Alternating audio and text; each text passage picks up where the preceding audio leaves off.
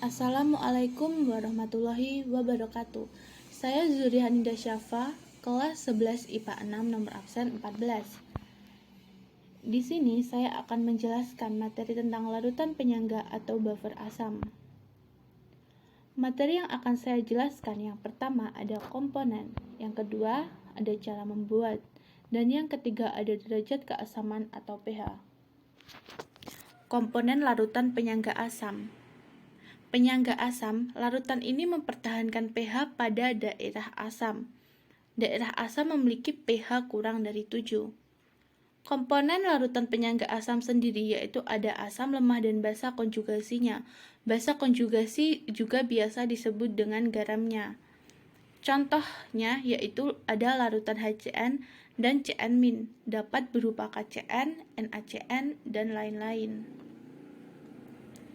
Lalu cara membuat larutan buffer asam. Ada dua cara. Yang pertama, cara langsung, dengan cara mencampurkan asam lemah dan basa konjugasinya atau garamnya seperti contoh tadi. Yang kedua adalah cara tidak langsung. Ini dengan cara mereaksikan asam lemah dan basa kuat dengan syarat asam lemah harus bersisa dan basa kuat harus habis bereaksi. Nah, ini ada contoh soal dengan cara tidak langsung. Mencampurkan asam lemah berlebih dengan basa kuat sehingga tersisa asam lemah dan garam. Di sini ada 100 ml CH3COOH 0,1 mol dan 50 ml larutan NaOH 0,1 mol. Kita lihat di sini kita punya CH3COOH dan NaOH. Kita reaksikan terlebih dahulu menjadi CH3COONA plus H2O. Lalu ada 10 milimol, itu tadi ada 100 ml, kita jadikan 10 milimol, 10 milimol CH3COOH, lalu ada 5 milimol NaOH.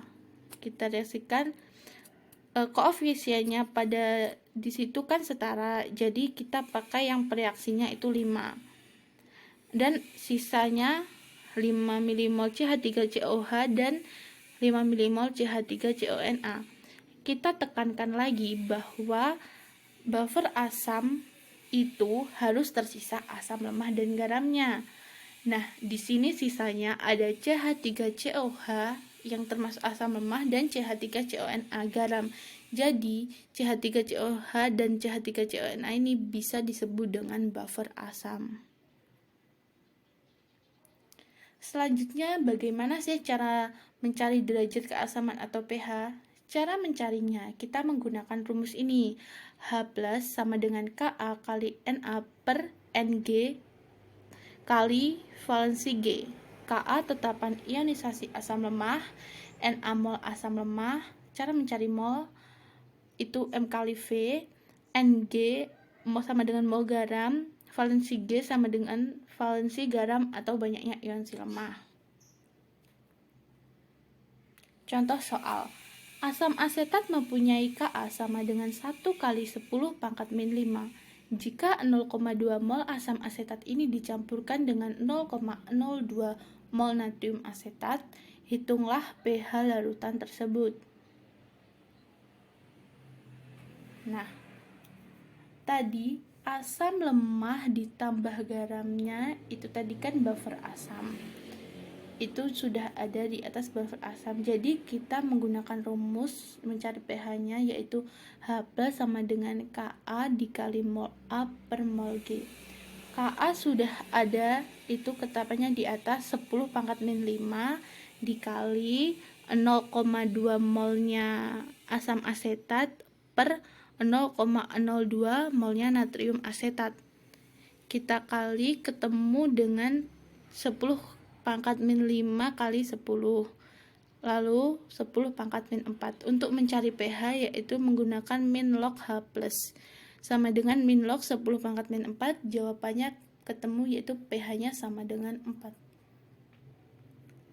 Lalu kita coba soal yang kedua. Hitunglah pH larutan penyangga dari campuran 300 ml larutan asam sianida 0,2 mol dan 150 ml larutan natrium sianida 0,2 mol.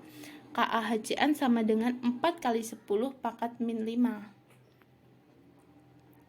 Nah, kita kalikan dulu karena ada 300 mili larutan asam sianida 0,2 M, jadi kita kalikan HCN sama dengan 300 kali 0,2. Hasilnya yaitu 60 milimol.